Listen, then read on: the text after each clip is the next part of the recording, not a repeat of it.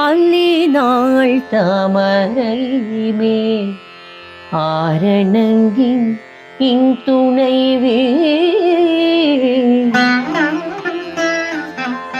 மல்லி நாடாண்ட மடமயில் மெல்லியலாய் ஆயர் குலவேந்தன் ஆகத்தான்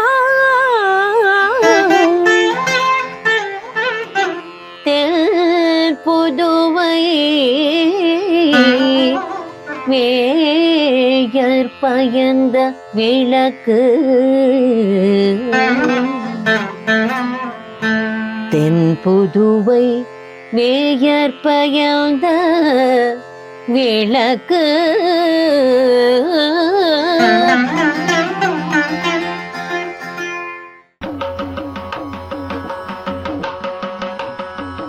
श्रीमत्यै विष्णुचित्तार्य मनोनन्दनहेतवे नन्दनन्दन सुन्दर्यै गोदायै नित्यमङ्गलम् गोदायै नित्यमङ्गलम्.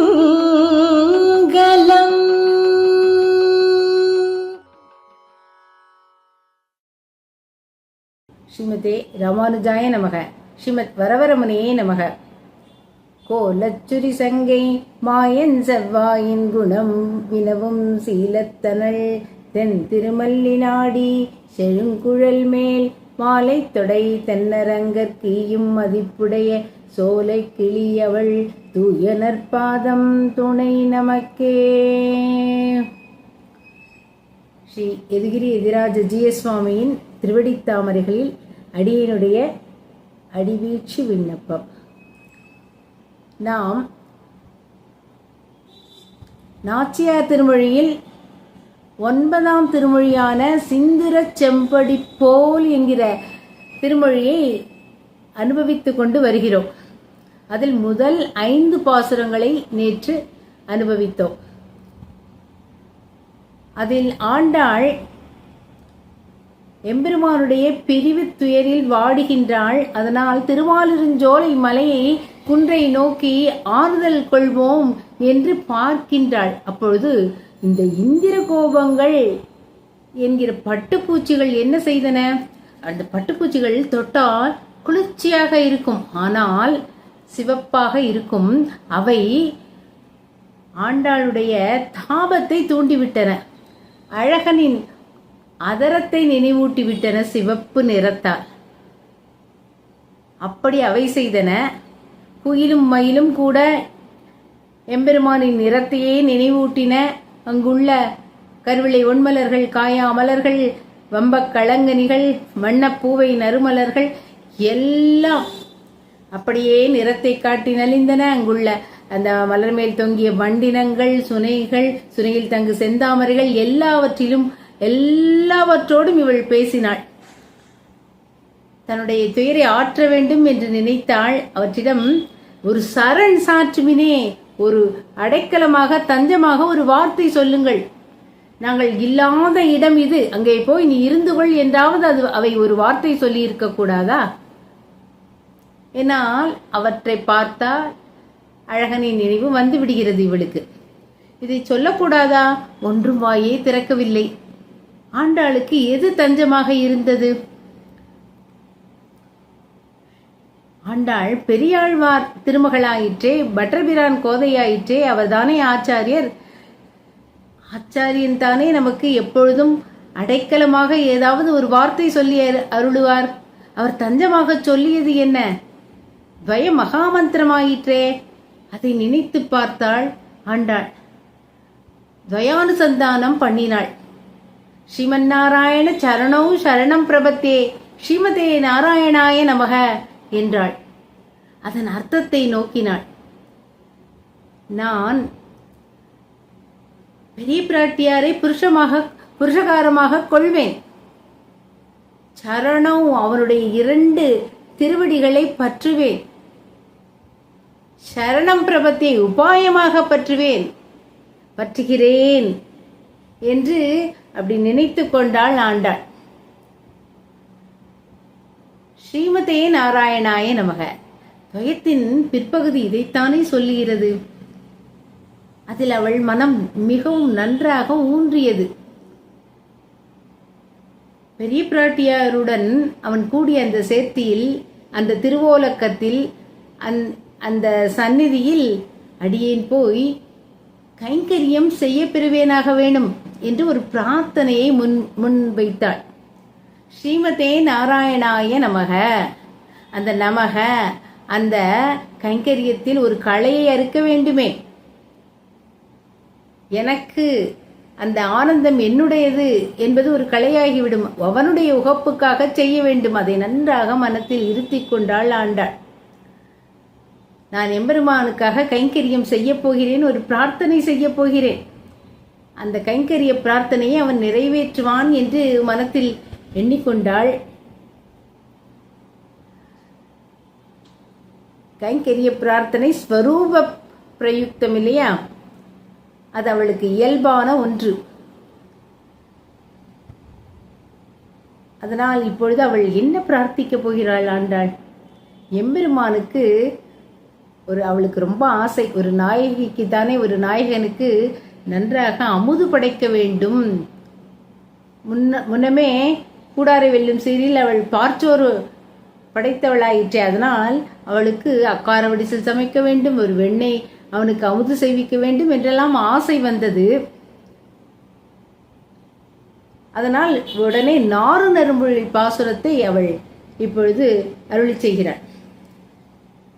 இதற்கு முந்தைய 5 பாசுரங்கள் இருக்கிறதே, அதில் இவள் ஒரே எப்படி இருந்தாள் ஆண்டாளின் இல்லை. அந்த பொருள்கள் எல்லாம் இவளை நலிந்தன. பிரிவில் அப்படி துடித்து கொண்டிருந்தாள். அந்த ஒரு படர் என்றால் உள்ளுதல் என்று பெயர். நினைத்து நினைத்து மருகுதல். படர் மெலிந்து இரங்கல் என்று தமிழில் ஒரு துறை உள்ளது. அதுபோல் அவள் அப்படியே நினைக்கிறாள், மெலிகிறாள், இறங்குகிறாள், உருகுகிறாள், அப்படியே நலிந்து போகிறாள், நைந்தே போய்விட்டாள் ஆண்டாள். அந்த நிலையில் இல்லையா இருந்தாள். இப்பொழுது திடீர் என்று ஒரு நாறு நறும்பொழில் என்று திடீர் என்று அதோட சைலி மாறுகிறதே. இதற்கு என்ன காரணம்? இதற்கு யார் பதில் சொன்னார் என்றால், அதற்கு நாம் காஞ்சி பிரதிவாதி பயங்கரம் அண்ணங்கராச்சாரியார் சுவாமி அவருக்குத்தான் நாம் நம்முடைய கிருதஜதையை தெரிவித்துக் கொள்ள வேண்டும். அவ்வளவு அழகாக அந்த இயல்பை நமக்கு எடுத்து சொல்லியுள்ளார்.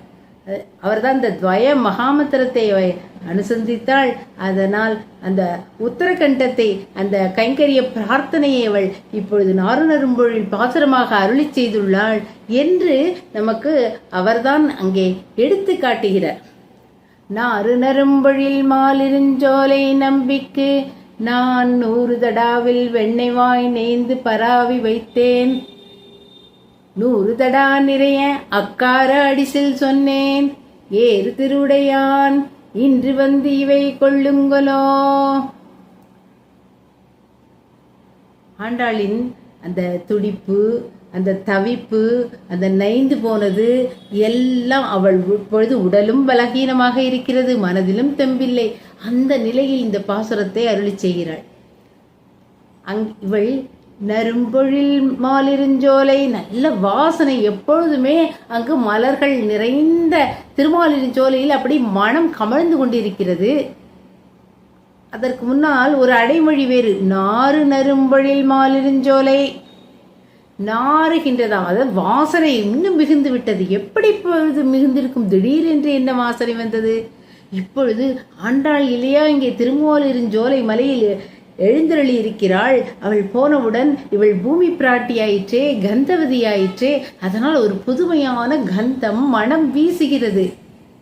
பூமிக்குத்தான் சப்த ஸ்பர்ச ரச ரூப கந்தம் என்ற 5 பஞ்ச தன்மாத்திரைகளும் உண்டு. அந்த பூமியை தவிர நீர், தீ, காற்று, ஆகாயம் மற்ற பஞ்சபூதங்கள் எல்லாம் ஒரு தன்மாத்திரைகள் குறைந்து கொண்டே வந்துவிடும். பூமிதான் பூரணமாக இருப்பாள். அப்பேற்பட்டவள் இந்த பூமி பிராட்டி ஆண்டாள் அங்கே போய் நிற்கிறாள்.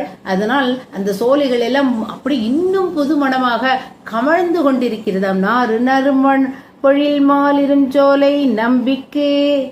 நம்பி என்றால் பரிபூரணன். இவனோ சுந்தர தோளுடையான், சுந்தர பரிபூரணன். பரிபூரணன் என்றால் குறைவற்றவன் என்று பொருள். குறைவற்றாரை வசீகரிக்கும் போது வெண்ணையாலை வசீகரிக்க வேணும் போலே காணும் என்று அருளி செய்கிறார் பெரியவாச்சான் பிள்ளை வியாக்கியானத்தில். அவனை வசீகரிக்க இவள் எதை தேர்ந்தெடுத்தாள்? வெண்ணையை தேர்ந்தெடுத்தாள். நாறு நரும்பொழில் மாலிருஞ்சோலை நம்பிக்கு நான் 100 தடாவில் வெண்ணெய் வாய் நேர்ந்து பராவி வைத்தேன். 100 தடா வெண்ணையாம். தடா என்றால் ஆண்டாள் காலத்தில் இருந்த ஒரு கொள்கலன் என்று நாம் கொள்ளுவோம். அப்படி 100 தடா வெண்ணெய், அதை வாய் நேர்ந்து பராவி வைத்தேன் என்கிறாள். வாயால் சொல்கிறாள், நான் பராவி வைத்தேன், சமர்ப்பித்தேன் என்று சொல்கிறாள் ஆண்டாள்.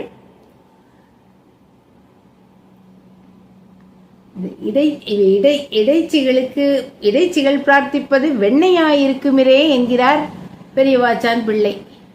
இப்பொழுது ஆண்டாள் யார்? கோபிகை இல்லையா, ஆய்ப்பாடியில் இருக்கிறாள். அதனால் அவள் வெண்ணையைத்தான் பிரார்த்தனையாக செலுத்துகிறாள்.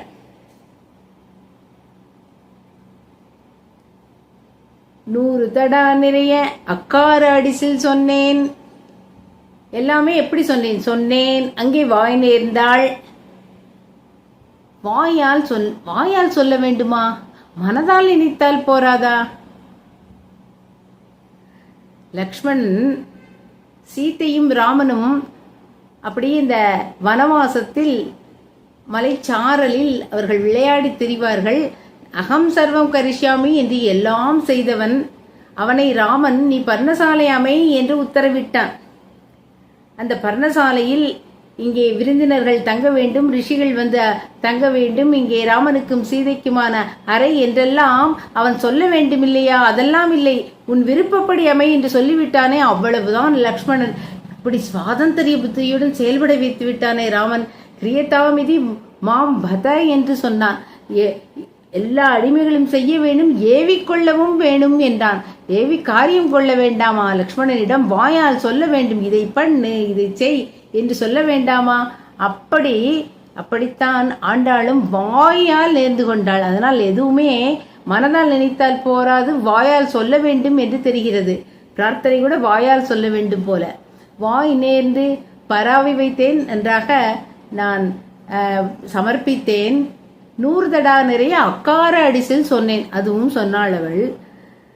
ஏறு திருவுடையான் இன்று வந்து இவை கொள்ளுங்கொலோ. ஏறு திருவுடையான் அவன் வந்து இதை உகப்பானா? நான் எனக்காக இந்த கைங்கரியம் பண்ணவில்லையே, அவன் உகப்புக்காகத்தானே, அவன் ஏற்றுக்கொள்வானா என்று கேட்கிறாள் ஆண்டாள். ஏறு திருவுடையான், இந்த பதம் ரொம்ப அருமையான பதம். இந்த இடத்தில் ஒரு 3 ஐதிஹியங்கள் பெரியவாச்சான் பிள்ளை அருளி செய்கிறார். ஏறு திருவுடையான், இந்த ஏறு திருவுடையான் என்ற அந்த தொடரை அப்படியே மனத்தில் நினைத்து கொண்டே வந்தார் சிறியாத்தான் என்பவர். அவர் வங்கிப்புறத்து நம்பியின் சிஷ்யர். அவர் ஹொய்சால தேசத்திலிருந்து வந்து கொண்டிருக்கிறார். அப்பொழுது இந்த நாறுநரும்பொழில் பாசுரம் தான் அவர் மனத்திலும் ஓடிக்கொண்டிருந்தது. அதில் அவர் அந்த ஏறு திருவுடையான் என்ற பதத்தை நினைத்து பார்த்தார். நாள் செல்ல செல்ல ஏறி வரும் செல்வத்தை உடையவன் என்ற பொருளோ? இல்லை. கூறத்தாழ்வான் சுந்தரபாகுஸ்தவத்தில் ஆருட ஸ்ரீகி என்று அருளி செய்திருக்கிறாரே. திருமார்பில் ஏறி வீற்றிருக்கும் திருவை உடையவன் என்ற பொருளில் அல்லவா சொல்லியிருக்கிறார். எது சரியான பொருள் என்று நினைத்து கொண்டே வந்தவர் ஸ்ரீரங்கத்தை நோக்கி வந்து கொண்டிருக்கிறார். அப்பொழுது தற்செயலாக எதேச்சையாக கங்கை கொண்ட சோழபுரத்தில் ராஜகேசரி என்ற மன்னனின் அரண்மனை திருமுற்றத்திலேயே வங்கிப்புறத்து நம்பியை சந்தித்து விட்டார். அப்படியே தாளும் தடக்கையும் கூப்பினார். ஆச்சாரியின் திருவடிகளில் வீழ்ந்தார். பணிந்து கேட்டார், எந்த பொருள் சரியான பொருள் என்று கேட்டார். உடனே வங்கிப்புறத்து நம்பி, திருமார்பில் ஏறி வீற்றிருக்கும் திருமகளை உடையவன் என்ற பொருள்தான் சிறப்பானது என்று சொல்லி இன்னும் சில வார்த்தைகளையும் அருளி செய்தார். பிற சமயங்களில் ஒரு பரமபுருஷன் ஒருவனை மட்டுமே பரதெய்வம் என்று கொண்டாடுகிறார்கள்.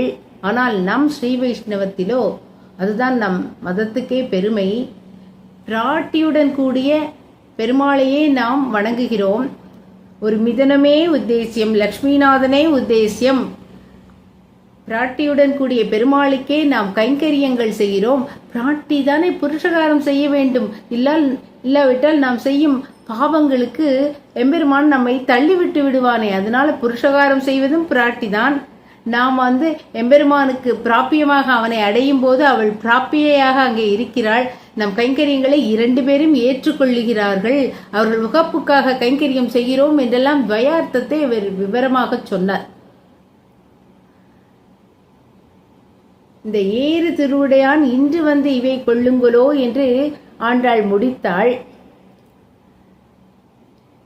இப்படி 100 தடா வெண்ணெய் 100 தடா அக்கார வடிசல் சமர்ப்பித்தாளே, வாயால் சொன்னாளே, இதை யார் நிறைவேற்றினார்? நம் சுவாமி எம்பெருமானாரை தவிர வேறு யாராக இருக்க முடியும்? திருவரங்கம், திருப்பதி, திருப்புன்னை மரத்தடியில் எல்லோரும் குழுமி இருக்கிறார்கள். சுவாமி எம்பெருமானார் 12 திருமண் காப்புகளுடன் அங்கே எழுந்தருளி இருந்து நாச்சியார் திருமொழியை காலட்சேபமாக சொல்லிக் கொண்டிருக்கிறார். இதே நாறுநர் மொழியில் பாசுரம் வந்தது. பெண் பிள்ளை பிரார்த்தித்து வைத்தாள், செய்தாளாக சொல்ல கேட்டிலோமே என்றார். பிரார்த்தித்தவற்றை இருக்கை அசந்தான ஜாதற்கு பரமினே. இந்த பிரார்த்தித்தவற்றை யார் நிறைவேற்றுவது? அசந்தான ஜாதர். அந்த சந்தான ஜாதர் என்றால் அந்த பிரபன்ன குடியில் பிறந்தவர்களுக்கு தானே இந்த பொறுப்பு இருக்கிறது. நாம் பிரபன்னர்களாயிற்றே என்று நினைத்தார். ஆண்டாளின் மனோரதத்தை நிறைவேற்ற வேண்டுமே, அது வாச்சிகமாகத்தானே போயிற்று, காரியமாக கைகூடவில்லையே. அதை நாம் நிறைவேற்றுவோம் என்று நினைத்தார். உடனே அங்கிருந்து புறப்பட்டார் சிஷ்யர்களுடன். அப்படி வேகமாக விரைவாக வந்து திருமாலின் ஜோலையை அடைந்தார். பரமசுவாமி அப்படியே மங்களாசாசனம் செய்தார். சுந்தர தோளுடையானை கைகூப்பி வணங்கினார். அங்குள்ள 18 பட்டி கிராம மக்களையும் திரட்டினார். எல்லோரிடமும் இந்த செய்தியை சொன்னார். ஆண்டாளின் அந்த பிரார்த்தனையை சொன்னார். எல்லோரும், அத்தனை மக்களும் அத்தனை ஜனங்களும் ரொம்ப இந்த கைங்கரியத்தில் பங்கு கொள்வதில் அவ்வளவு மகிழ்ச்சியாக இருந்தார்கள். எல்லோரும் கூடி செய்ய வேண்டியது தானே கைங்கரியம். அத்தனை பேரும் பசுமாடுகளை, மாடுகன்றுகள் வைத்திருப்பவர்கள் இல்லையா, அவர்கள் அப்படியே அந்த பால் கறந்து அதில் அந்த பாலை தயிராக்கி அதை உரை ஊற்றி அதிலிருந்து வெண்ணெய் கடைந்து எடுத்து அத்தனையும் திரட்டி கொண்டு வருகிறார்கள். அந்த வெண்ணெயை காய்ச்சி நெய்யாக உருக்கி அக்கார வடிசல் பண்ண வேண்டுமே, அதற்கு தருகிறார்கள். இப்படி சுவாமி எம்பெருமானார் அங்கே சில மாதங்கள் ஆகியிருக்க வேண்டும், அங்கே தங்கியிருந்தார். இருந்து ஆண்டாளின் பிரார்த்தனையை நிறைவேற்றினார். எல்லோ மக்களும் அங்குள்ள தெள்ளியார் வணங்கும் தேவனார் இல்லையா, அத்தனை பேரும் சேர்ந்து இந்த கைங்கரியத்தை நிறைவேற்றினார்கள். எம்பெருமானார் அங்கே சில மாதங்கள் தங்கினார் என்று சொன்னேனே. முக்கியமாக ராமானுஜ மடம் ஒன்றை அங்கே ஸ்தாபித்தார்.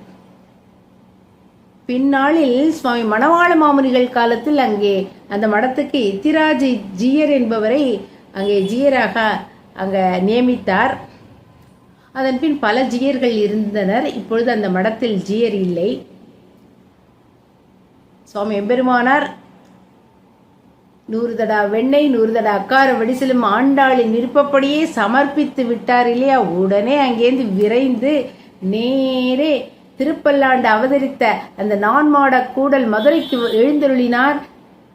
மதுரவல்லி சமேத கூடலழகர் பெருமாளை அங்கே போய் மங்களாசாசனம் பண்ணினார். அதன் பின் நேரே ஸ்ரீவில்லிபுத்தூருக்கு வந்தார். அங்கே எழுந்தருளி வடபெருங்கோயிலுடையானே அப்படியே மனதார போற்றினார். பெரியாழ்வாரை திருப்பல்லாண்டு பாடி மங்களாசாசனம் செய்தார். எம்பெருமானையும் மங்களாசாசனம் செய்தார். நேரே ஆண்டாள் சன்னதிக்கு எழுந்தருளினார். அப்பொழுது எப்பேற்பட்ட கைங்கரியத்தை முடித்து விட்டு வந்திருக்கிறார். ஆண்டாள் நாச்சியார் அதிசயம். இந்த கலியுகத்தில் அப்படியே சோதிவாய் திறந்து அண்ணரே என்று அழைத்தாள். ஒரு அண்ணன் தானே தங்கையின் அந்த ஆசையை பூர்த்தி செய்வான். அங்க அண்ணராக இருந்து செயல்பட்டது நம்முடைய சுவாமி ராமானுஜர். அதனால் அதன் பின் நாம் சுவாமி ராமானுஜரை கோயிலண்ணர் என்று அழைத்து வருகிறோம்.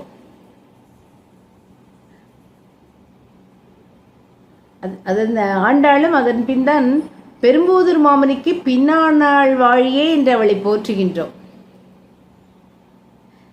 அது மட்டுமில்லை, ஆண்டாள் இன்னொரு முறையும் சோதிவாய் திறந்து பேசியிருக்கிறாள். எப்பொழுது சுவாமி மணவாள மாமுனிகள் தெற்கு பக்கம் அப்படி திவ்யதேச யாத்திரை வந்தார். அப்பொழுது ஸ்ரீவில்லிபுத்தூருக்கு வந்த பொழுதும் ஆண்டாள் அச்சா நிலையிலிருந்து ரொம்ப அதிசயம் சோதிவாய் திறந்து கோயிலண்ணரின் மறு அவதாரம் அன்றோ நீர் என்று சோதிவாய் திறந்து அருளி செய்து சுவாமி மணவாள மாமுனிகள் எம்பெருமானாரின் மறு அவதாரம்தான் என்பதை உறுதிப்படுத்தினாள். இன்னொருவரும் கோயிலண்ணரே என்று சுவாமி எம்பெருமானாரை அழைத்தாள். யார் அது? அதுதான் நம் கூரத்தாண்டாள். ஒரு முறை கூரத்தாண்டாலும் எப்பொழுதும் வழக்கம், அந்த பெண்கள் எல்லாம் கூடி அது ஒரு ஆண்டாள் கோஷ்டி, எல்லோரும் கோஷ்டியாக அந்த கிரந்தங்களை எல்லாம் சேவித்து கொண்டிருப்பார்கள், ஆழ்வார் பாசுரங்களை அனுபவித்துக் கொண்டிருப்பார்கள். அப்படி ஒரு சமயம் திடீரென்று இவள் அங்கு தலைவியாக கூரத்தாண்டாள் இருப்பாள். அப்பொழுது திடீரென்று சுவாமி எம்பெருமானார் நுழைந்து விட்டார். உடனே சட்டென்று எழுந்தாள் கூரத்தாண்டாள். எழுந்து கோயிலண்ணரே என்று கரம் குவித்தாளாம். இப்படி ஆண்டாளின் ஆசையை பூர்த்தி செய்தார் ஒரு அண்ணராக நம் சுவாமி எம்பெருமானார். இந்த இடத்தில் நமக்கெல்லாம் தோன்றாத ஒரு சந்தேகம் நம்பிள்ளைக்கு தோன்றியது. நஞ்சியரிடம் கேட்கிறார். எப்பொழுதும் நம்பிள்ளை கேட்பது நமக்கெல்லாம் ஒரு நல்ல அர்த்த புஷ்டியாக இருக்கும், நன்றாக விளங்கிக் கொள்வதற்கு தோதாக இருக்கும். என்ன கேட்கிறார்? அந்யத் பூர்ணாதபாம் கும்பாத் அந்யத் பாதாவனே ஜலாத் என்கிற வஸ்துவுக்கு இங்கனே 100 தடா நிறைந்த என்று போர அருளி செய்வானேன் என்று சொன்னார். ஆண்டாள் ஏன் 100 தடா நிறைந்த என்று இவ்வளவு சொல்ல வேண்டும்? இது மகாபாரதத்தில் உத்தியோக பர்வதத்தில் வரும் ஒரு ஸ்லோகம். விதுரர் திருதராஷ்டிரனுக்கு கண்ணன் எவ்வளவு சௌலபியமானவன் என்பதை தெரிவித்துக் கொண்டிருந்தார். அப்பொழுது அந்யத் பூர்ணாத் அபாம் கும்பாத், அவனுக்கு என்ன ஒரு பூர்ண கும்ப மரியாதை போருமே கண்ணனுக்கு. பாத அந்த ஜலாத், அதாவது ஜலத்தால் திருவடி விளக்கினால் போதுமே. அந்யத் குசல சம்பிரஸ்னாத், அவனை ஒரு குசல பிரஸ்னம், நீ எப்படி இருக்கிறாய் என்று விசாரித்தாலே போருமே கண்ணனுக்கு. நச்சைச்சதி ஜனார்தன, ஜனார்தனனுக்கு இதை விட அவன் வேறு எதை விரும்புகிறான்? அப்படி இருப்பவனுக்கு எதுக்கு 100 தடா நிறைய வெண்ணெய், 100 தடா நிறைய அக்கார வடிசல் என்று ஒரு கேள்வியை கேட்டார் சுவாமி நம்பிள்ளை.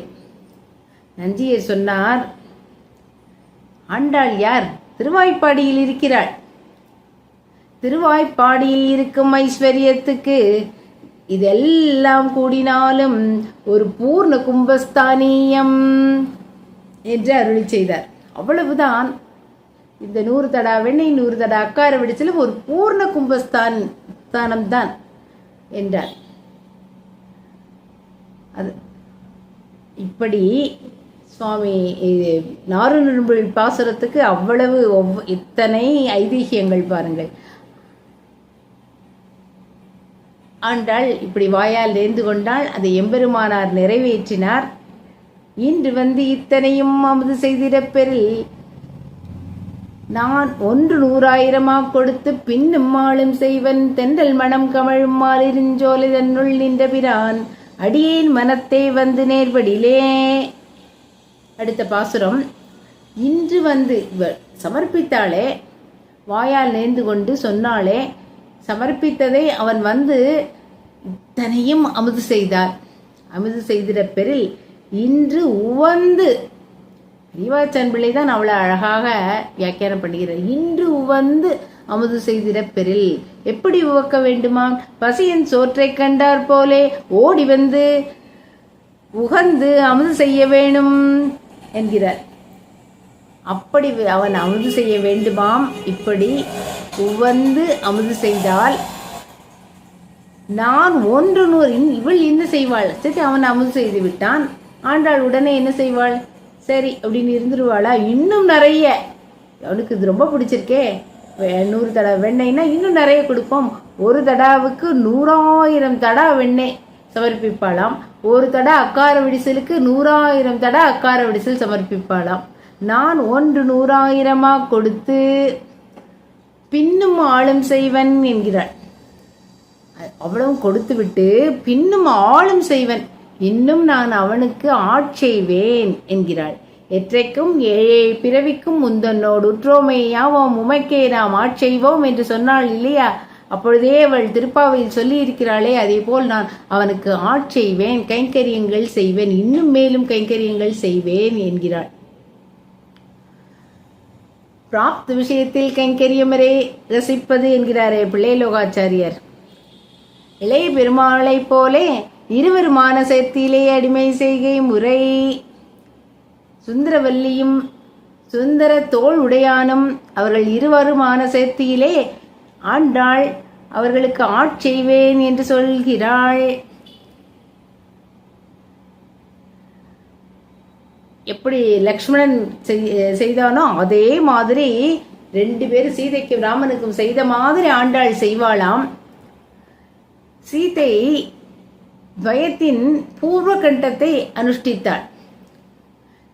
ராமனே உபாயம், அவன் எப்பொழுது வருவானோ வரட்டும், நம்மை காக்கட்டும், நம் பாரதந்திரியத்துடன் இருப்போம் என்று இருந்தாள். ஆனால் ஆண்டாள் உத்தரகண்டத்தை அனுஷ்டிக்கிறாள். அவள் அப்படியே கைங்கரிய ருச்சி, அவருக்கு பெரியாழ்வார் பெற்ற பெண் பிள்ளை இல்லையா, அதனால கைங்கரியத்திலே அப்படி ஒரு ருச்சி, அதனால் உத்தரகண்டத்தை அவள் அனுஷ்டித்து காட்டுகிறாள். தென்றல் மணம் கமிழும் மாலிருஞ்சோலை தன்னுள் நின்ற பிரான், அங்கே நின்ற கோலத்தில் இருக்கின்றானே அவன் பிரான், அவன் உபகாரகன், எனக்கு பெரும் பேர் உதவி செய்வான், இப்படி வந்து அமுது செய்வான், எனக்கு பேர் உதவி செய்வான். அவன் வந்து என்ன மாதிரி உதவி செய்ய வேண்டுமா? பிரான் இல்லையா? அடி ஏன் மனத்தை வந்து நேர்படியிலே ஆண்டாள் இவ்வளவு சமர்ப்பிப்பாள், வெண்ணெய் சமர்ப்பிப்பாள், அக்கார வடிசில் சமர்ப்பிப்பாள், அதை அமுது செய்தால் இன்னும் 100,000 கொடுப்பாள், பின்னும் ஆட்செய்வாள், இத்தனையும் செய்வாளே, அதற்கு அவன் பிரதி உபகாரமாக என்ன செய்ய வேண்டும்? அவன் ஆண்டாளின் மனத்தில் வந்து ஸ்தாவர பிரதிஷ்டையாக நிலை கொள்ள வேண்டும். எல்லாமே பெரியவாச்சான் பிள்ளை தான் நமக்கு விளக்கமாக அருளி செய்து கொண்டு போகிறார். அப்படி அவன் நேரே வந்து அப்படி மனத்தில் தங்கி நேர்பட்டு விட்டான் என்றால் இப்படி வருவானா? அவன் உண்மையிலும் வருவானா? அதுக்கு யாரிடமாவது செய்தி சொல்லி விடுவானா? இந்த அழகன், திருமாலிருஞ்சோலை அழகன், நான் இத்தனை வாய் நேர்ந்து பேசிக் கொண்டிருக்கிறேனே, நானே வாயால் சொல்லிக் கொண்டிருக்கிறேனே, அவன் ஏதாவது பிரதியாக ஒரு வார்த்தை சொல்லிவிடுவானா? ஆண்டாள் ஏங்குகிறாள். முதல் 5 பாசுரங்களில் பார்த்தோம் அவள் ஏக்கத்தை எல்லாம். அதை அப்படியே தான் நாம் பயணித்து கொண்டு வருகிறோம். இந்த 2 பாசுரங்கள் மட்டும் இடையில் அவள் தன்னை ஆறி இருக்க செய்வதற்காக துவயானுஷ்டானம் பண்ணி கைங்கரியத்தில் மனத்தை ஊன்றச் செய்து கொண்டிருக்கிறாள். இப்பொழுதோ மறுபடியும் அவளை ஏக்கம் அப்படி வாட்டி எடுக்கிறது. என்னது, நான் இத்தனை பண்ணுகிறேன், அவன் ஒரு பிரதிவார்த்தை சொல்லவில்லையே, யாரிடமாவது சொல்லிவிடுவானா? இரவு முழுவதும் கண் உறக்கமே இல்லை ஆண்டாளுக்கு. அப்படியே படுத்து யோசித்து கொண்டிருக்கிறாள். அப்பொழுது இவளுக்கு இவள் பிறந்த ஊரில் எப்படி இருக்குமா? இவள் பிறந்த ஊரில் திரியக்குகளுக்குத்தான் வேறு பொழுதுபோக்குண்டோ, கண் உறக்கம்தான் உண்டோ? இதை சிறியாத்தான் தான் அருளி செய்தாராம். அதை நஞ்சியர் சொல்லி அதை பெரியவாச்சான் பிள்ளை நமக்கு அருளி செய்கிறார். கண் உறக்கமே கிடையாது. அங்குள்ள திரியக்குகள், பறவை இனங்கள், மற்ற விலங்கினங்கள் எதுக்குமே தூக்கமே கிடையாது. இவள் பிறந்ததிலிருந்து இவளும் தூங்குவது கிடையாது. கண்ணனின் நினைவாகவே உருகி கொண்டிருக்கிறாள். அவையும் அப்படித்தான். ஆண்டாளுக்கு இப்படியாச்சே, என்ன செய்வது? அவள் எப்படி இருக்கிறாளோ என்று இவளையே நினைத்து கொண்டு, இவள் மனத்தில் உள்ள அந்த கண்ணனையே அவையும் நினைத்து கொண்டு இப்படியே பொழுதுபோக்கி கொண்டிருக்கின்றன. இப்பொழுதோ இவள் ஆண்டாள் வாடிக்கொண்டிருக்கிறாளே என்று காலையில் பார்க்கிறாள். விடி காலை எந்திருந்து இவள் காதில் ஒலிக்கிறது. காலை எழுந்திருந்து கரிய குருவிக்கணங்கள் மாலின் வரவு சொல்லி மருள் பாடுதல் மெய்மைகளோ, சோலை மலை பெருமான் துவராபதி எம்பெருமான் ஆளிநிலை பெருமான் அவன் வார்த்தை உரைக்கின்றதே. காலை எழுந்திருந்து விடியற் காலையிலேயே எந்திருந்துருது. அதுங்க தூக்கம் எங்க? தூக்கமே இல்லையே. அந்த பறவைகளுக்கு கரிய குருவி கணங்கள் அந்த கூட்டமாக பறந்து வருகிறது. அத்தனையும் செய்தி சொல்ல மாலின் வரவு சொல்லி அழகப்பிரானார் வருகிறார், ஸ்ரீவில்லிபுத்தூருக்கு வருகிறார் என்று சொல்லிக்கொண்டே வருகின்றன. அப்படி மாலின் வரவு சொல்லி மருள் பாடுது. மருள் என்னும் பண்ணில் பாடிக்கொண்டே வருகின்றனவாம். அந்த மருள் பெண்ணில் பாடிக்கொண்டு வருகின்றன. இந்த இடத்தில் ஒரு சின்ன ஆராய்ச்சி குறிப்பு. இந்த மருள் பண் என்பது இசை நூலார் காலை முன் இரவு 6 to 9 என்று சொல்கிறார். அந்த நேரத்துக்குரிய பண்ணாம் இது. பெரியவாச்சான் பிள்ளை வியாக்கியானத்தில் மருள் இந்தளம் என்று இதை குறிக்கிறார். இந்த இந்தளம்ங்கிற பண் அது விடியற்காலை 3 அதிகாலை 3 6 மணி வரைக்கும் உள்ள பண், அந்த நேரத்துக்குரிய பண் அது.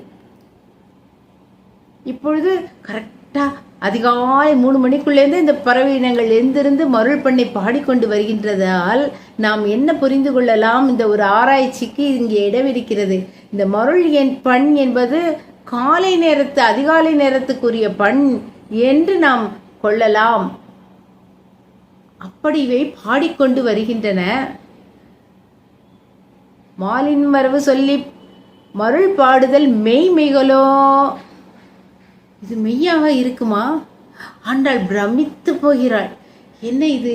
நான் தவித்து கொண்டிருந்தேன். எத்தனை எத்தனை எத்தனை ஒவ்வொரு பறவைகளிடம் போய் ஒவ்வொரு மலர் கொடிகளிடமும் போய் பேசிக்கொண்டிருந்தேனே, என்ன யாரும் ஒரு வார்த்தை சொல்லவில்லையே. இப்பொழுது திடீரென்று இந்த கரிய குருவிக்கணங்கள் பாடிக்கொண்டு வருகிறதே, உண்மையாக இருக்குமா?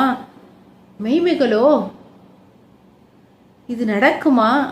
அவை வருவது உண்மைதானா? அழகப்பிரானார் வருகின்றார் என்று சொல்கின்றதே அது உண்மையாக இருக்குமா? அல்லது எத்தனையோ முறை இந்த பறவைகள் இப்படித்தான் பாடிக்கொண்டு போயின, ஆனால் ஒரு முறை கூட அவன் வரவில்லையே. ஒருவேளை இந்த முறை அவன் இவை சொன்ன வார்த்தைகள் மெய்யாகி விடுமோ? மெய்மைகளோ? அப்படியெல்லாம் ஆண்டாள் யோசித்து பார்த்து கொண்டிருக்கிறாள். எப்பொழுதுமே பெரியவாச்சம்பிள்ளை சீதைக்கும் அந்த கோதைக்கும் அழகாக ஒரு இயைபை சொல்லிக்கொண்டே போகிறார் வியாக்கியானத்தில். சீதையும் இப்படித்தானே இருந்தாள். அவள் நிலை எப்படி இருந்தது? கின்னுஷ்யா சித்தமோகோயம் அப்படி என்று அவள் ஒரு பிரமித்து போகிறாள். ஒரு சமயம், எப்பொழுது எனக்கு சித்த பிரமை பிடித்ததா, மனக்கலக்கமா, குழப்பமா, வாதத்தால் ஏற்பட்ட உடல் கோளாறா என்றெல்லாம் அவள் திகைத்து போய் பார்த்து கொண்டாள். எப்பொழுது பார்த்து கொண்டாள்? அவள் அந்த சிம்சுபா விருட்சத்தின் அடியில் தன் உயிரை முடித்து கொள்ளலாம் என்று நிற்கிற அந்த தருணத்தில் அனுமனுடைய வார்த்தைகள் அப்படியே அந்த கதாமிருதம் காதில் விழுந்ததே. அப்பொழுது அனுமன் வார்த்தை ஆடிய போது இதெல்லாம் உண்மைதானா, மெய்மைகளோ, இது சித்த பிரமையா என்றெல்லாம் அவள் தவித்தாளே. அந்த தவிப்பும் இந்த கோதையின் தவிப்பும் இப்பொழுது ஒன்றாயிருக்கிறதாம். மெய்மைகளோ, சோலைமலை பெருமான், துவராபதி எம்பெருமான், ஆலி நிலை பெருமான் அவன் வார்த்தை உரைக்கின்றதே. சோலைமலை பெருமான் வார்த்தை என்ன? அவன் என்ன வார்த்தை சொல்லிவிட்டான்? இப்பதானே சொல்லித்து. இந்த கரிய குருவிக்கணங்கள்லாம் அழகப்பிரானார் வந்தார்னு சொல்லி வருகிறார் வரப்போகிறார்னு சொல்லியதே. இன்னும் வேறு என்ன வார்த்தை சொல்லி இருப்பான்? ஒருவேளை இப்படி இருக்கலாமோ? கிடாம்பி ஆச்சான் ஒரு முறை திருமாலிருஞ்சோலை அழகரை சேவிப்பதற்காக அங்கே எழுந்தருளி இருந்தார். நம் திருமாலிருஞ்சோலை அழகன் இருக்கிறானே, அவன் கிடாம்பி ஆச்சானை பார்த்து ஒரு ஆணையிட்டான். ஏதாவது ஒரு ஸ்லோகம் சொல்லுமே என்றான். உடனே கிடாம்பியாச்சான் ஆளவந்தாருடைய ஸ்தோத்திர ரத்னத்திலிருந்து ஒரு அழகான ஸ்தோத்திரத்தை எடுத்து அவர் சொல்ல ஆரம்பித்தார். அபராத சகஷ்டபாஜனம் பதிதம் பீம பவானவோதரே அகதிம். அப்படி சொன்னாரோ இல்லையோ, நிறுத்தும் என்றான் அழகன். ஏன் இப்படி சொல்கிறார் அழகர்? திருமாலிருஞ்சோலை அழகர் திடீர்னு என்று ஸ்லோகத்தை நிறுத்திவிட்டாரே என்று கிடாம்பியாச்சன் திகைத்து பார்த்தார். அப்பொழுது அழகர் சொல்கிறார், இது என்ன நினைத்தீர் நீர்? நம்மை ராமானுசனை உடையாய் இருந்து வைத்து அகதிம் என்ன பெறாய்? இப்படி அவரை அவருடைய அடியவராக இருந்து உடையவர் என்று அவர் இருக்கும் பொழுது நீர் எப்படி அகதியாக ஆவீர் என்று ஒரு பெரிய கேள்வியை கேட்டுவிட்டார் நம் திருமாலிருஞ்சோலை அழகர். ஆனால் ராமானுசன் அடியார்கள் ஒரு நாளும் அவர்கள் கதியற்று போக மாட்டார்கள். ராமானுசனை உடையவர்கள் என்கிறார். எல்லோருக்கும் உடைமைதான் ராமானுசர். இது எதை குறிக்கிறது? ஒருவேளை அழகர் அகதி ராமானுசர் இருக்கிறார், நிர்பலையாக நிற்கிறாளே இந்த ஆண்டாள், இப்படி ரொம்ப உருகி அப்படி உக்குருகி தன் பிரிவால் வாடி மெலிந்திருக்கிறாளே, ஒரு 100 தடா வெண்ணெய் 100 தடா அக்கார் விடிசலும் ஒரு கையார் கூட செய்ய முடியாத, ஒரு காய்கமாக செய்ய முடியாத நிலையில் அப்படி ஒரு அபலையாக நின்று கொண்டிருந்தாளே, அவளுக்கு ஒரு வார்த்தை சொல்லி அனுப்புவோம். சுவாமி எம்பெருமானார் வரப்போகிறார், ஒரு அண்ணனாக தங்கைக்கு 100 தடா வெண்ணெய் 100 தடா அக்கார வடிசில் சமர்ப்பிக்க போகிறார் என்று ஒரு வார்த்தையை அன்று சொல்லி அனுப்பியதோ ஆண்டாளுக்கு இந்த கரிய குருவி கணங்கள் வந்து சொல்லியதோ? சோலை மலை பெருமான் அவன் வார்த்தை உரைக்கின்றதே. துவராபதி எம்பெருமான், இந்த துவராபதி எம்பெருமான் எப்படிப்பட்டவனாம்? பெரியவாச்சான் பிள்ளை அருளி செய்கிறார். அவருடைய வார்த்தைகளில் கேட்க வேண்டும். 16,000 தேவிமார்களோடும் ஆனைக்கு குதிரை வைத்து அன்போடு பார்க்கும் அந்த பரம ரசிகன் அப்படி என்ன பண்ணுவான்? 16,000 தேவிமார்களோடும் இவன் ஆனைக்கு குதிரை வைத்து பரிமாறும் பரமரசிகன் என்கிறார். அதாவது அவ்வளவு அவர்களுக்கு எப்படின்னா, இது என்ன அர்த்தம் என்றால், ஒரு ஆனை ஓடினால் குதிரை அளவு வேகம் ஓட முடியுமா? 2க்கும் ரேஸ் வைக்க முடியாது. அப்ப அந்த மாதிரி இந்த பெண்கள் 16,000 பெண்களும் ஆணைக்கு சமம். அவர்கள் எத்தனை அன்பு வைத்தாலும் கண்ணன் ஒருவன், அவன் குதிரை மாதிரி, அவன் கண்ணன் ஒருவனின் அன்புக்கு ஈடாக முடியுமா? அத்தனை ஜீவாத்மாக்களிடம் அவன் அப்படி ஒரு அன்பு செலுத்துபவனாயிற்றே. ஆண்டாளை மட்டும் விட்டு விடுவானா என்ன அவன்? அதுவும் அவள் எப்பேற்பட்ட அழகி, பூமி பிராட்டி வேறு. அந்த அன்பு முழுவதையும் உன்னிடம் அத்தனை பேர்களிடம் செலுத்தும் அன்பை உன் ஒருத்தியிடம் செலுத்துகிறேன் என்று சொல்லி அனுப்புகிறானோ? துவராபதி எம்பெருமான் அவன் வார்த்தை உரைக்கின்றதே. எல்லாம் சிங்குலரா இருக்கு, உரைக்கின்றதே ஒருமையில் இருக்கிறது. அதனால இந்த குருவி கணங்கள் முழுவதும் ஒரே குரல்ல சொல்கிறது போல உரைக்கின்றதே. அங்கிருந்து ஆளிநிலை பெருமான், இந்த ஆளிநிலை பெருமான் எப்படி இருக்கிறான்?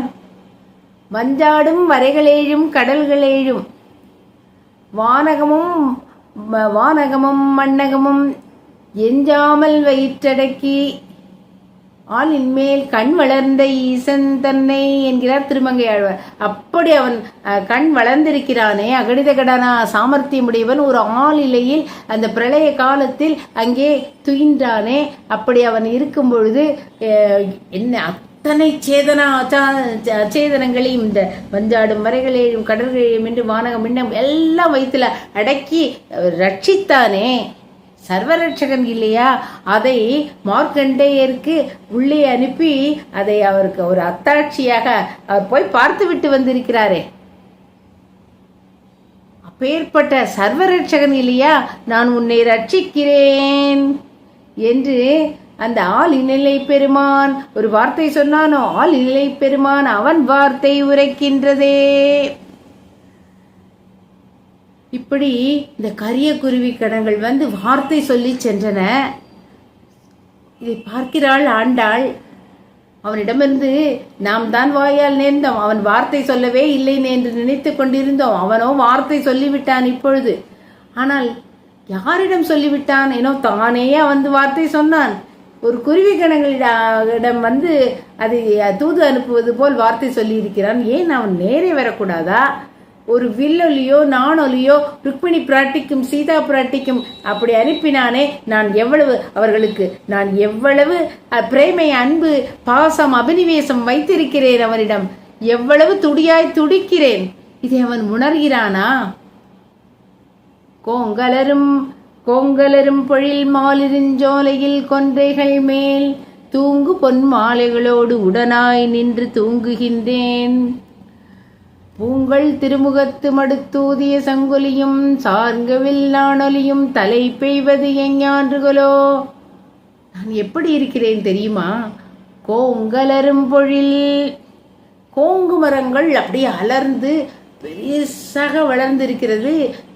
நிறைய மரங்கள் சூழ்ந்த அந்த குறிஞ்சி நில காடு இல்லையா அந்த திருமாலிருஞ்சோலை, அதில் திருமாலிருஞ்சோலையில் கொன்றைகள் மேல், அங்க திருமாலிருஞ்சோலை மலையில் அந்த கொன்றைகள் மரங்கள் வேற இருக்கின்றது. அந்த கொன்றை மரங்கள் அது மேல், கொன்றைகள் மேல் தூங்கு பொன்மாலைகளோடு, தூங்கு என்றால் தொங்கிக் கொண்டிருக்கிறதாம் பொன்மாலைகள், அந்த பொன் போன்ற பூக்கள் அதை தொடுத்து மாலையாக்கி அந்த மரக்கிளையில் தொங்க விட்டிருக்கிறார்கள். அத்தனையும் வீணாகி கொண்டிருக்கின்றனவே அந்த மாலைகள். இவ்வளவு மாலைகள் இருந்து என்ன பயன்? அது நம் அழகருக்கு அதை சாத்த முடியாதே, அவர் சாத்விகமானவராயிற்றே. அதனால் அவை அப்படியே வீணாகி கிடக்கின்றன, பயனற்று கிடக்கின்றன. உடனாய் நின்று தூங்குகின்றேன். அந்த மரங்களோடு மரங்களாக அந்த கொன்றை பூக்கள் தொங்குவது போல் நானும் உடனாய் அவர்களுடனேயே நானும் தூங்குகின்றேன். அப்படின்னா இந்த இடத்தில் வீணாகி கிடக்கின்றேன் என்கிறாள் ஆண்டாள். நானும் அழகருக்கு அவை பயன்படாமல் கிடப்பது போல் நானும் அழகருக்கு பயன்படாமல் இப்படி வீணாகி கொண்டிருக்கிறேனே, என் காலம் விரயமாகி கொண்டிருக்கிறதே, காத்து கொண்டிருக்கிறேன். அவன் வருவானா என்று பார்த்தேன். ஏதோ அப்படியே கரிய குருவி கணங்களிடம் ஒரு வார்த்தை சொன்னால் போருமா? அவன் வர வேண்டாமா? ஓடி வந்து ஒரு ஒலி எழுப்ப வேண்டாமா? ஒரு ஒலி குறிப்பை எனக்குன்னு ஒரு ஸ்பெஷல் ஒலி குறிப்பு அவன் கொடுக்க வேண்டாமா? பூங்கள் திருமுகத்து மடுத்தூதிய சங்கொலியும், அப்படி பூங்கள் திருமுகத்து, அழகான அந்த திருமுகத்தில் ஒரு சங்கொலி எழுப்பினான். எப்பொழுது? ருக்மிணி பிராட்டி அவளுக்கு திருமண ஏற்பாடுகள் எல்லாம் நடந்து இருக்கின்றன. இந்த ருக்மி இவளுடைய மனம் புரியாமல் சிசுபாலனுடன் மனம் முடிப்பதற்காக எல்லா ஏற்பாடுகளையும் செய்து விட்டான். இவளோ சிறு வயதிலிருந்து கண்ணனை காதலித்துக் கொண்டிருக்கிறாள். அது தெரியாதா ருக்மிக்கு? இவளும் பாவம் என்ன செய்வாள்?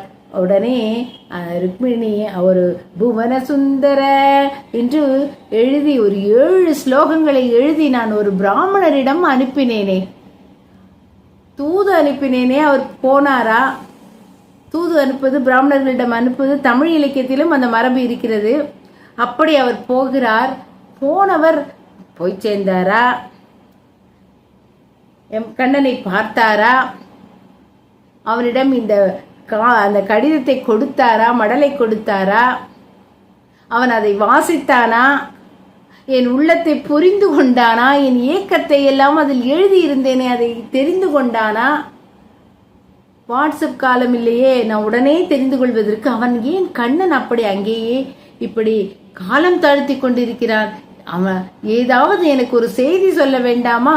நான் இனிமேல் நான் உயிர் தரிக்க மாட்டேன் என்ற ஒரு நிலைக்கு அவள் ருக்மிணி வந்தபோது அங்கேருந்து அந்த புறச்சோலையிலிருந்து அங்கே ஒரு பம் என்று ஒரு பாஞ்சஜன்ய முழக்கம் கொடுத்தானான் கண்ணன்.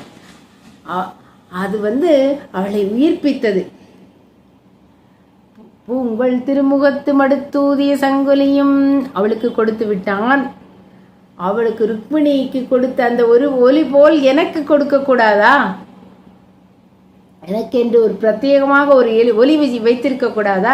இல்லை அந்த சங்கொலியைத்தான் அவன் நான் எந்த சங்க ஆழ்வானுக்கு என்று ஒரு 10 பாசுரங்கள் தமிழ் இலக்கியத்தில் இல்லாத அளவுக்கு நான் இங்கே சொல்லி இருக்கிறேனே, அது அவனுக்கு தெரியுமே. அவன் அந்த சங்கொலியை எனக்காக ஒரு ஒலி எழுப்பக்கூடாதா? சார்கவில் நானொலியும் சீதை அப்படியே இந்த யுத்தம் நடந்து கொண்டிருக்கிறது. இவன் ராவணன் என்ன செய்தான்? அந்த சிம்சுபா விருட்சத்தின் அடியில் அவள் எப்பொழுதும் அந்த தவக்கோலத்தில் இருந்தபடியே இருந்து இருக்கிறாள் சீதை. இவன் ராவணன் இவளை எப்படியாவது திசை திருப்ப வேண்டும், இவள் மனத்தை கலைக்க வேண்டும், தன் பக்கம் அவளை திருப்பி விட வேண்டும். அந்த முயற்சியாவது செய்வோம் என்று நினைத்து ஒரு மாயாசிரத்தை கையில் எடுத்து கொண்டு வந்தான். குருதி கொட்டி கொண்டிருந்தது. அதை கொண்டு இவள் முன் நீட்டினான். எப்படி இருக்கும் சீதைக்கு? ஏற்கனவே ராமன் வருவானா? அவன் நம்மை ரட்சிக்க வேண்டுமே. அவளுக்கு என்ன, அவள் நினைத்து ஒரு துரும்பை போட்டால் அவள் ராவணனை கொன்றிருக்க முடியாதா? இருந்தாலும் தன் பாரதந்திரியத்தை காட்டிக்கொண்டு அவள் அங்கே உட்கார்ந்து கொண்டிருந்தாளே. அனுமனின் வாளில் உள்ள நெருப்பை சீதோ பவ என்று அணைக்க செய்தவள் தானே இந்த சீதை. இதெல்லாம் அவளுக்கு ஒரு பொருட்டா என்ன? ஆனாலும் தன் பாரதந்திரியத்தை காத்து கொண்டு உபேயம் அவனே என்று இருந்தாளே சீதை. அவள் கண்ணீரில் பல பல பலவென அருவி கொட்டியது. இது அவனுக்கு தெரியாத ராமனுக்கு உடனே தெரிந்து விடும் இல்லையா? அங்கேருந்து ஒரு டன் என்று ஒரு சார்கவில் நானொலி, ராமனுடைய சார்கமானது அப்படி ஒலித்ததாம். அது அவளை தரிக்க செய்தது. இந்த இடத்துல நமக்கு ஒரு கேள்வி வரும். நான் அதை மட்டும் சொல்லிவிட்டு செல்கிறேன். இவள் சீதை இந்த மாயா சிரசை காட்டினானே, உடனே அவள் உயிர் போயிருக்க வேண்டாமா? உத்தம பத்தினியாயிற்றே இவள். கண்டிப்பா உத்தம பத்தினிகள் தன்னுடைய கணவர் போன உடனே அவர்கள் உயிரை துறந்து விடுவார்கள். பாண்டிய நெடுஞ்செழியன் உயிர் துறம்போது கோப்பெருந்தேவி உடனே உயிர் துறந்தாள் இல்லையா? அப்படி அவர்கள் இருப்பார்கள். அப்ப ஏன் சீதை இப்படி அவள் உயிரை வைத்துக் கொண்டிருந்தாள்? இது எதை காட்டுகிறது? சீதை இங்கே உயிரோடு இருப்பதால், இன்னும் அவள் உயிர் போகவில்லை என்பதால் ராமன் அவன் உயிரோடு இருக்கிறான் என்பதை அதை காட்டுகிறது. சீதையின்றி ராமன் இருக்க மாட்டான், ராமனின்றி சீதை இருக்க மாட்டாள். ஒருவருக்கொருவர் இன்றியமையாதவர்கள். அதனால் இவள் இருப்பதால் ராமன் இருக்கிறான் என்று அர்த்தம். இதற்கு இந்த உத்தம தம்பதியர்களுக்கு ஒரு இலக்கணம் இருக்கிறது. இன்றியமையாமை என்று ஒரு இலக்கண கோட்பாடு. இது இறையனார் களவியல் உரையில் இருக்கிறது. இதை சுவாமி ராமானுஜர் அதை இந்த தமிழ் இலக்கண குறிப்பிலிருந்து எடுத்து காட்டி இன்றியமையாமை என்பதை காட்டி இவர்கள் ஒருவருக்கொருவர் இன்றியமையாதவர்கள், அதனால் அவள் சீதை உயிருடன் இருந்தாள், ஏனென்றால் ராமன் உயிருடன் இருக்கிறான் என்று அருளி செய்தார். அப்படி இவள் உயிர் தரித்ததுக்கு காரணம் அதுதான் இங்கே. ஏன்னா ருக்மிணி பிராட்டிக்கு அந்த பிரச்சனை இல்லை. ஏன்னா கண்ணன் அங்கே உயிரோடு தான் இருக்கிறான் என்று அவளுக்கு தெரியும். ஆனால் இங்கே அவளுக்கு அப்படி இல்லை, சீதைக்கு. இது பார்க்கிறாள் ஆண்டாள், இப்படி சீதைக்கு ஒரு நாணொலி கொடுத்தாய், ருக்மிணி பிராட்டிக்கு ஒரு சங்கொலி கொடுத்தாய், எனக்கு என்ன, எனக்கு இவர்கள் இருவரையும் காட்டிலும் நான் இன்னும் நைந்து போய் இருக்கிறேன், எனக்கு இந்த 2 ஒலிகளுமே போராதே என்றாள். இன்னொன்றை நாம் யோசிக்க வேண்டும். நம்மாழ்வார் முடியானே திருவாய்மொழியில் பார்க்கிறோமே, வாமனன் கருடன் மீது வர வேண்டுமாம். அதுவும் எப்படி அந்த கருடன் வர வேண்டும், சிறகை ஒலித்து கொண்டே வர வேண்டுமா, அந்த சிறகொலியை கேட்க வேண்டுமாம் ஆழ்வாருக்கு. பண்கொண்ட புள்ளின் சிறகொலி பாவித்து திண்கொள்ள ஓர்க்கும் கிடந்து என் செவிகளே. அந்த பண், அந்த வேதமாகிய பண் அங்கே ஒலித்து கொண்டிருக்குமே அந்த கருடாழ்வாரின் சிறையில், அதை அப்படியே இவள் அந்த ஒலியை கேட்க வேண்டுமாம் நம்மாழ்வாருக்கு. அப்படி அவர் செவிகள் காத்து கொண்டிருக்கிறது. அந்த ஒலி சிறகொலி கேட்க அவர் ஆசைப்படுகிறார். இப்பொழுது ஆண்டாளுக்கு இந்த 3 ஒலியும் சேர்ந்தாலுமே அவளுக்கு போதாதே, இதைவிட அவள் நைந்து போயிருக்கிறாள். இவர்கள் 3 நிலையை விட மோசமான நிலையில் இருக்கிறாளே ஆண்டாள். இவன் இப்படியா பிரிவுத்துயரை கொடுத்து வாட்டுவான் இந்த கண்ணன், இந்த அழகன் இப்படி பண்ணிவிட்டானே. இந்த அருகில் இருக்கிற திருமாலிருஞ்சோலையிலிருந்து ஓடி வந்து இவளை காப்பாற்றி இருக்க வேண்டாமா, ஒரு வார்த்தை சொல்லி இருக்க வேண்டாமா, நேரே வந்து ஒரு வார்த்தை சொல்லி இருக்க வேண்டாமா. நாமும் ஆண்டாளுடன் சேர்ந்து இந்த 10 பாசுரங்களிடம் அவளுடைய அந்த உணர்ச்சியிலேயே நாமும் வந்து கொண்டிருக்கிறோமே, அவளுடன் பயணப்பட்டு கொண்டிருக்கிறோமே, அந்த சோகத்தில் நாமும் ஆழ்ந்து விட்டோமே. இப்பொழுது நாமும் இந்த எம்பெருமானையே நினைக்க ஆண்டாள் உலக விஷயங்களெல்லாம் மறந்து விட்டாள். இவளுக்கு பிடித்த அந்த மலர்களையெல்லாம் கூட மறந்து விட்டாள். எல்லாம் அவளுக்கு உலக விஷயமே மறக்க செய்து விட்டான், தன்னையே நினைக்க வைத்து விட்டானே இந்த அழகன். என்ன செய்வாள், அப்படித்தானே நாமும் இருக்கிறோம். அவளுடன் சேர்ந்து இப்பொழுது எம்பெருமானையே நினைத்து கொண்டிருக்கிறான். அவன் என்ன செய்ய போகிறான், என்ன செய்ய போகிறான், ஆண்டாளை எப்படி காப்பாற்ற போகிறான், இந்த அழகன் எப்படி இருப்பான், அப்படியெல்லாம் நாம் அதை யோசித்து கொண்டே இருக்கிறோம் இல்லையா. இப்படிப்பட்ட நமக்கெல்லாம் ஒரு பலஸ்ருதி கொடுக்க வேண்டுமே ஆண்டாள். இப்பொழுது ஒரு பலஸ்ருதியை அருளி செய்கிறாள். ஆண்டாளின் பாவத்துடனேயே வந்த நமக்கெல்லாம் என்ன பலன்? சந்தொடுக்காரையிலும் சுமந்து தடங்கள் பொருது வந்திழியும் சிலம்பாருடை மாலிருஞ்சோலை நின்ற சுந்தரனை சுரும்பார் குழற்கோதை தொகுத்துரைத்த செந்தமிழ் 10 வல்லார் திருமாலடி சேர்வர்களே. சந்தொடு காரகிலும் சுமந்து, சந்து சந்தனம், வடசொல் விகாரம் சந்து என்று ஆகியிருக்கிறது. சந்தொடு காரகிலும் சுமந்து, அகிர்கட்டைகள் எல்லாம் சுமந்து கொண்டு எது பாய்ந்து வருகிறது, சிலம்பாறு பாய்ந்து வருகிறது. இந்த திருமாலிருஞ்சோலை மலைக்கே, அந்த குறிஞ்சி நிலத்துக்கே அழகே இந்த அருவிகள், அந்த ஆறுகள் எல்லாம் தானே. அப்படி இந்த சிலம்பாறு அப்படி பாய்ந்து வருகிறதாம். வந்து இழியும் சிலம்பாறு அப்படி விழுந்து கொண்டு வருகிறது இந்த சிலம்பாறு. அது எப்படி வருகிறதாம்? சந்தொடுகாரையிலும் சுமந்து. இது எப்படி இருக்கிறது? பிறந்தகத்திலிருந்து புக்ககத்துக்கு செல்லும் பெண்கள் தனம் கொண்டு போமா போலே என்கிறார் பெரியவாச்சான் பிள்ளை. அப்படி செல்வ செழிப்போடு வருகிறதாம். தடங்கள் பொருது, அது எல்லாவற்றையும் நல்லா முட்டி மோதி கொண்டு அந்த கரையெல்லாம் பொருது கொண்டு ஒரு மத்த கஜம் கரை பொருதுமா போலே என்கிறார். அப்படி மத்த கஜம் கரையில் பொருதி மோதி வருவது போல் இந்த ஆறானது பெருகி அப்படியே வழிந்து ஓடி வந்து கொண்டிருக்கிறது இந்த சிலம்பாறு. இந்த சிலம்பாறு எப்படியாம் அந்த பரமபதத்தில் விரஜை,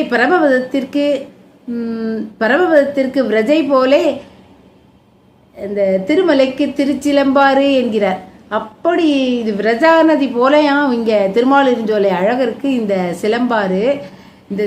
இந்த சிலம்பாறு எப்படி தோன்றியது? அன்று அவன் இந்த திருமாலிருஞ்சோலை அழகன் ஒரு காலத்தில் திருவிக்கிரமாவதாரம் எடுத்தானே, ஓங்கி உலகளந்த உத்தமனாய் எடுத்தானே, அந்த உத்தமனாக அவன் இருக்கும் பொழுது அங்கே அப்படியே அந்த நான்முக பிரம்மா அந்த பிரம்மலோகத்தில் அப்படி இந்த பாதங்கள் அப்படியே நீண்ட போது அதில் அந்த பாதங்களுக்கு திருவடி விளக்கினான் இல்லையா, அந்த கங்கா தீர்த்தத்தை கொண்டு அது அந்த சிலம்பிலிருந்து அப்படியே வழிந்து புறப்பட்டு பெரிய ஓடி வந்து விழுந்ததாம் திருமாலிருஞ்சோலை மலையில். அதனால் இது சிலம்பில் இருந்து வந்த சிலம்பாறு, நூபுரத்தில் வந்ததால் நூபுர கங்கை என்று பெயர். அது அவ்வளவு ஒரு புண்ணியமான நதி. அவ்வளவு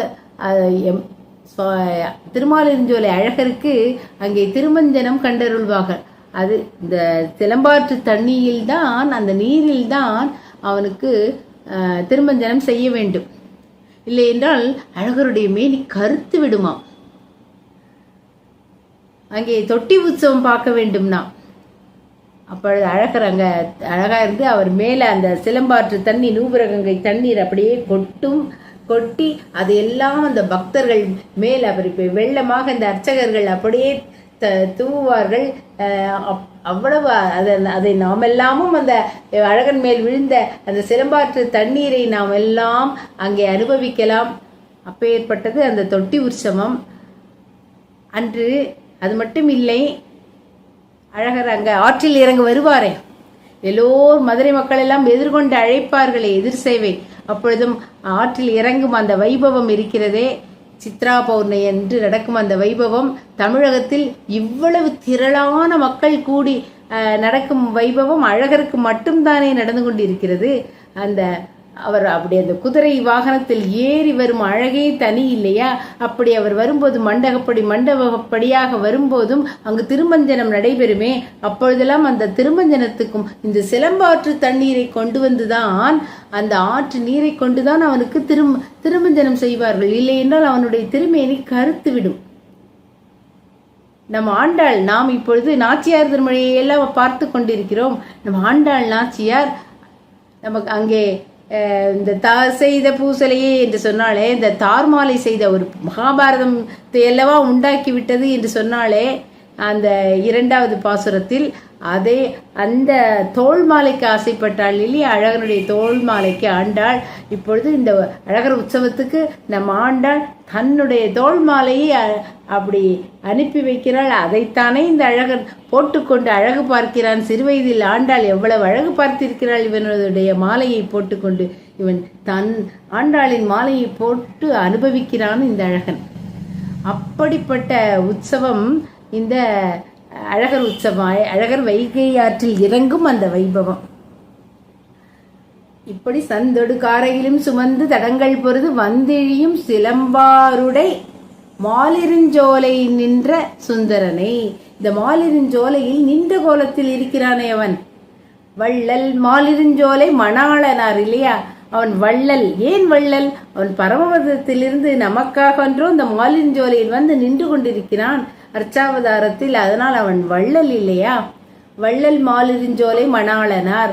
அவர் அங்கே நின்ற திருக்கோலத்தில் அப்படி நின்று கொண்டு இருக்கிறார் சுந்தரனை. இதுக்கு பெரியவாச்சன் பிள்ளை சர்வாங்க சுந்தரனை என்கிறார். இந்த வள்ளல் மாலிருஞ்சோலை மணாளனார் பள்ளி கொள்ள கூடிய இடம் எது? திருவரங்கம் இல்லையா? அவர் பள்ளி கொள்ளும் இடம் திருவரங்கம். அந்த திருவரங்கம் திருப்பதியில் அவர் எப்படி அவன் பள்ளி கொண்டிருக்கிறான். எவ்வளவு அழகாக குழலழகர், வாயழகர், கண்ணழகர், கொப்பூழில், எழில் கமல, பூவழகர் இல்லையா? அப்படி ஒரு அழகுடன் அவன் தன்னுடைய ஒவ்வொரு அவயவங்களையும் அழகு காட்டி கொண்டிருக்கிறானே, அவயவ சோபையை காட்டி கொண்டிருக்கிறான். சௌந்தரியத்தை காட்டி கொண்டிருக்கிறான் அங்கு அரங்கன். அவன் இங்கே எப்படி இருக்கிறான் அழகன்? அந்த அழகன் குழலழகன் அவன் அவயவ சோபையை காட்டுகிறான். இந்த அழகன் என்ன செய்கிறான்? அப்படி சர்வாங்க சுந்தரனா, எல்லா அங்கமும் அழகு. சமுதாய சோபையை காட்டி கொண்டிருக்கிறான், லாவண்யத்தை காட்டி கொண்டிருக்கிறான். அழகன் என்றே பெயரை வைத்துக் கொண்டிருக்கிறான். அவர் அழகிய மணவாளர், அவரும் தான் அழகர். இவன் அழகன், திருமாலிருஞ்சோலை அழகர். அதனால ரொம்ப இவனோ அழகன் பேர் வைத்துக் கொண்டால் வைக்கட்டுமே. எங்கள் ஆண்டாளுக்கு நிகராக முடியுமா? எங்கள் ஆண்டாளுக்கு அழகிக்கு நிகராக முடியுமா? அவள் அழகியாயிற்றே. இவன் அவளை இப்படி வாட்டி வதைக்கலாமா? ஓடி வந்து உடனே வந்திருக்க வேண்டாமா? அங்கே சுரும்பார் குழல் கோதை. ஸோ அவன் அழகன் சுந்தரன் என்றால் இவள் சுந்தரி. அப்படியே ரொம்ப சுரும்பார் குழல் கோதை. அப்பா, சுரும்பு என்றால் ஒரு ஜாதி வண்டு, உயர்ந்த ஜாதி வண்டுகளாம் அறிவியல் ஆராய்ச்சியாளர்கள் சொல்கிறார்கள். அந்த உயர்ந்த ஜாதி வண்டுகள் அப்படியே அவளுடைய மலரணிந்த கூந்தல், அந்த கூந்தல் மலர்ல தேன் இருக்கணும். வண்டுகள் மட்டும் தேன் இருக்கிற அந்த மலர்களைத்தான் நாடி செல்லும். அதனால நிச்சயம் அங்க தேன் நிறைந்த மலர்களை சூடி இருக்கிறாள். அந்த சுரும்பார் குழல் கோதை, அந்த குழல் அழகு இருக்கே, அப்படி ஒரு அழகாம். அந்த ஒரு அது ஏகாங்க அழகு. ஒரு அழகத்தான் சொல்லியிருக்காரு. இப்ப இங்க ஒரு அழகுதான் சொல்லி இருக்கு. அந்த ஒரு அழகு போருமா? இவன் என்ன சர்வாங்க சுந்தரன், எந்த அவன் இருக்கட்டுமே, லாவண்யத்தோட இருந்து கொள்ளட்டுமே. எங்கள் அழகி பாருங்கள், ஒரே ஒரு அழகை வைத்துக்கொண்டு என்ன பண்ணுவாளாம்? பெரியவாச்சான் பிள்ளை அருளி செய்கிறார், குமிழ் நீருண்ணும்படியாக செய்வாள் அவன் அழகை. அதாவது அப்படியே அவன் அழகை அமைக்கி தண்ணியில அமுக்கிற மாதிரி அமைக்கி விட்டுருவா. இவ அழகு அப்படிப்பட்ட அழகு. அது மட்டும் இல்லை, இந்த சுரும்பார் குழல் கோதை, அந்த ஒரு வார்த்தை, அந்த ஒரு அழகுக்காக மட்டும், அந்த ஏகாங்க அழகுக்காக மட்டும் இந்த அழகன் என்ன செய்வானாம்? வந்து அப்படி இவளை கூடல் இழைக்க வைத்தானே, இப்ப இவள் அவனை கூடல் இழைக்க வைக்க வேண்டாமா? அதனால் அப்படியே ஒரு நன்றாக வந்து ஆற்று மணலில் உட்கார்ந்து கொண்டு இந்த திருமாலிருஞ்சோலை அழகர் அங்கே நின்று கொண்டு அப்படி கூடல் இழைத்து பார்ப்பாராம். இரட்டையாக வருகிறதா, ஆண்டாள் வந்து விடுவாளா, நம்முடன் கூடுவாளா என்று அவனை கூடல் இழைக்க வைத்து விடுமாம் இந்த குழற்கோதையின் அழகு. சுரும்பார் குழற்கோதை, அப்பேற்பட்ட அழகை உடையவள். இவளுடைய கூந்தல் அழகை நாம் எங்கே சேவிக்கலாம்? ஆண்டாளின் நீராட்ட உற்சவத்துக்கு போனால் சேவிக்கலாம். அப்படியே அந்த அழகா அந்த சுருண்ட கூந்தல், அதில் அர்ச்சக சுவாமி அழகாக அந்த எண்ணெய் காப்பை சேர்த்து அந்த திருமஞ்சன நீராட்டும் போது அந்த அழகு இருக்கே, அந்த குழல் கோதையின் அழகை அங்கே போய் நாம் காணலாம். சுரும்பார் குழல் கோதை, எவ்வளவு அழகு!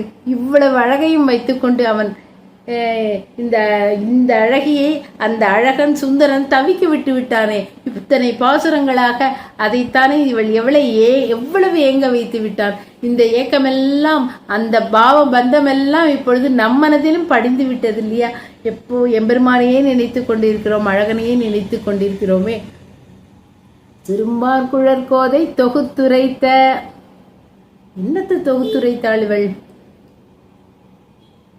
பெரியவாச்சான் பிள்ளை அருளி செய்கிறார், ரத்னங்கள் போன்ற அந்த குணங்களை, எம்பெருமானுடைய திருக்கல்யாண குணங்களை, ரத்னங்கள் போன்ற திருக்கல்யாண குணங்களை தொகுத்துரைத்தாளாம். அப்பொழுது நமக்கு ஒரு திகைப்பு ஏற்படுகிறது. என்னது, இத்தனை பாசுரங்களாக நாம் ஆண்டாளின் ஏக்கத்தையும் பிரிவையும் மெலிவையும் அவன் நலிந்த நலிவையும் இதைத்தானே பார்த்து கொண்டு வந்தோம். அப்படி இருக்கும்போது என்ன திருக்கல்யாண குணத்தை இவள் சொன்னாள் என்று நாம் திகைப்போம். அதற்கு காஞ்சி சுவாமி தான் நமக்கு விடையளிக்கிறார். பிபி சுவாமி தன்னுடைய திவ்யார்த்த தீபிகை உரையில் அவர் அருளி செய்யாவிட்டால் இதற்கு இன்னும் விளக்கம் நாம் தேடிக்கொண்டுதான் இருப்போம். என்ன திருக்கல்யாண குணங்களாம். அவன் என்ன செய்தான்? ஆண்டாளை இந்த உலக விஷயங்களையே மறக்க செய்து தன்னையே நினைக்க வைத்தானே. அந்த அவனையே நினைக்க வைப்பது என்பது எப்பேற்பட்ட பெருங்குணம். அது கல்யாண குணம் இல்லையா? ஒருவரை எல்லாத்தையும் மறக்கெடுத்து அவரையே நம்ம அப்படியே பெரிய ஹீரோ வர்ஷிப் மாதிரி அவரையே அவனையே நினைத்து கொண்டு இருக்கும்படியா பண்ணா எவ்வளவு சாமர்த்தியசாலி அவன். இந்த சாமர்த்தியம் இருக்கிறதே அவனுக்கு. இந்த திருக்கல்யாண குணம் ஒன்று போருமே. அதே மாதிரிதானே நம்மையும் பண்ணிவிட்டான். நம்மையும் வேற எதையும் ஞாபகமே இல்லாமல் இந்த சிந்துர செம்பொடி பாசுரம், இந்த 10 பாசுரத்திலேயே நாம் இருந்து கொண்டிருக்கலாமோ? இந்த ஆண்டாளுடனேயே நாம் அவளுடன் அந்த அழகனை நினைத்து கொண்டே ஏங்கிக் கொண்டிருக்கலாமோ என்றெல்லாம் நாம் நினைக்கும்படியாக இருக்கிறதே. அப்படி ஒரு திருக்கல்யாண குணத்தை அவன் காண்பித்து விட்டானே. அதில் அப்படியே ஆண்டாள் மயங்கி நிற்கிறாளே. அப்படி அவனுடைய திருக்கல்யாண குணங்களை எல்லாம் தொகுத்துரைத்த செந்தமிழ் 10. அது இந்த என்ன பண்ண, அவளுடைய ஆண்டாளுடைய பாவங்கள் ஃபுல்லா முழுவதும் அப்படியே ரொம்ப கிடைக்கிறது இந்த 10 பாசுரங்களிலும். எம்பெருமானுக்கு அவனை நினைத்து நினைத்து எல்லா விஷயங்களும் நையச் செய்தன.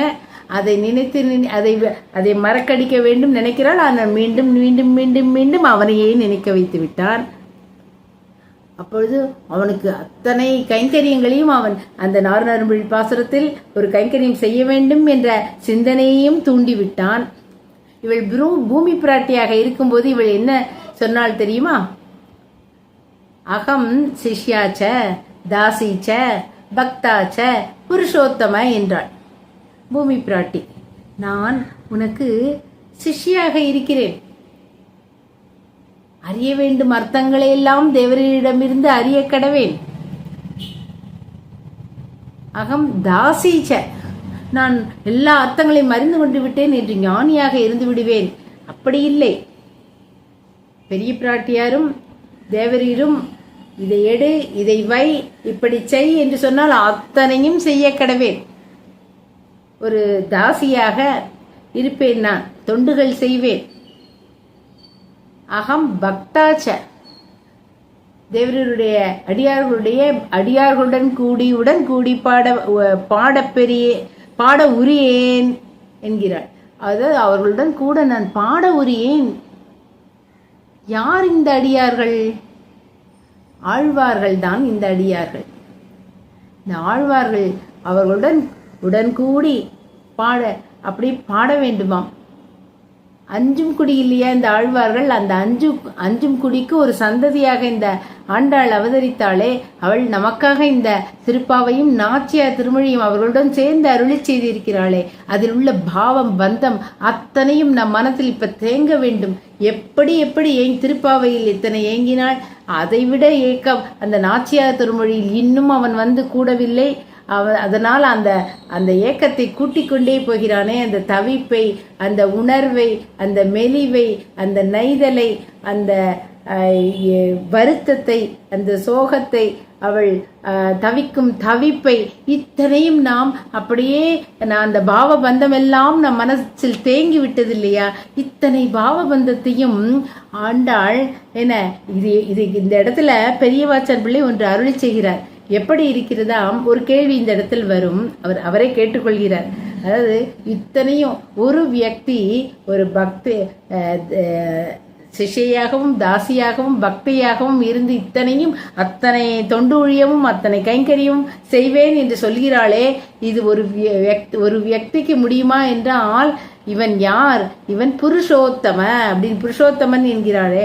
ஒரு இந்த பந்தப்பட்டவர்கள், பத்தர்கள், முக்தர்கள், நித்தியர்கள், இத்தனை பேருக்கு மேல் இல்லையா இந்த புருஷோத்தமன்?